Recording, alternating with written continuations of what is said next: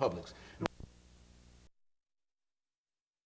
The topic is Spellbound and Early Childhood Education, and we're talking to the author, Miss Mary Williams. And of course, Miss Williams, let's give you an opportunity during the last 6 minutes that we have here to talk about how Spellbound might be applied to the system, to the public school system, because I think that it's a very, very important book, and I think that you've got a lot of things in there that is sort of deceptive in terms of the very, very small nature of the book. And so let's talk about how that might be applied in the system as a whole.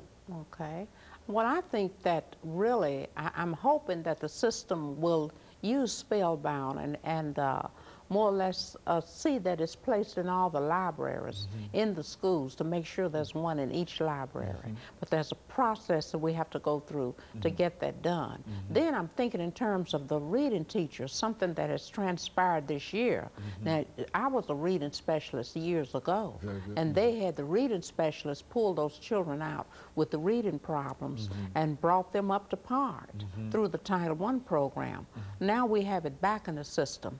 And I'm hoping that they can use this book within the reading classes.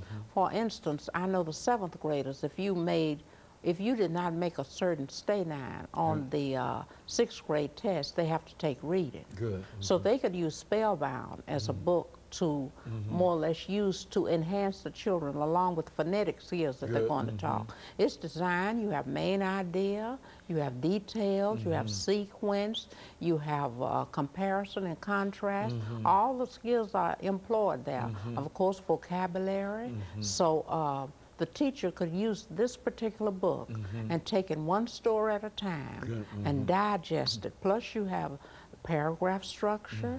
You know, you have every skill is employed within this particular book. So I'm hoping that this can be incorporated in the system in that nature. Plus, and in the classrooms, they can be used as an enrichment. You know, you always have books on your shelf, and then the children can pull the book down or read it, or get up and dramatize a story, or they can read it within a little group, a little reading group, and get up and tell what the story is about. So it can be used in many ways. So I'm hoping that in this way, this book can be used. I think we don't have enough books that involve the type of information that I have employed in Spellbound.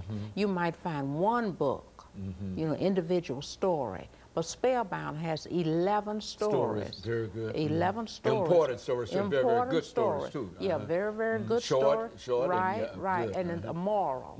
There's an excellent moral at the end of every story.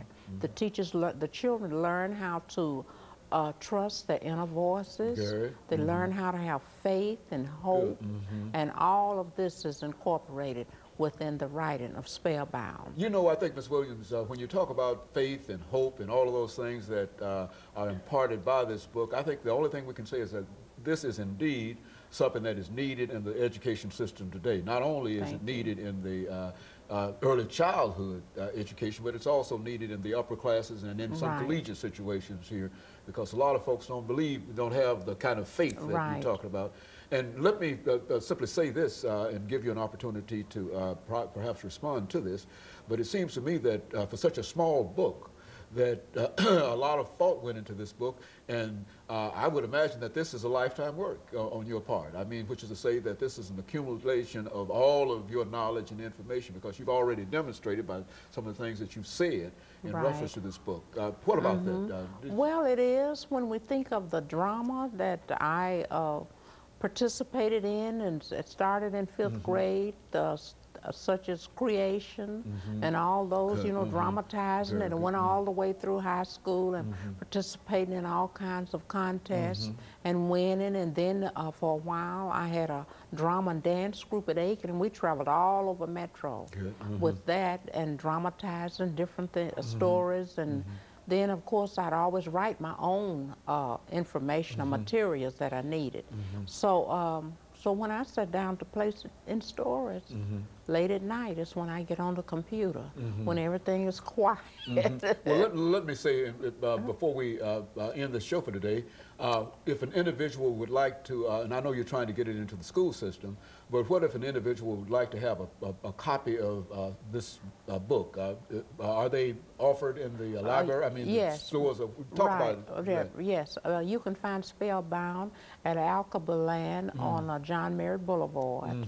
And of course, the author has some copies of it, and we're working on getting them at Davis Kidd and also Borders. Okay. I have had a book signing that was given to me and given for me, and I guess I was just overwhelmed with people all over Nashville. Articles have been in, I guess, in the newspaper 3 or 4 times.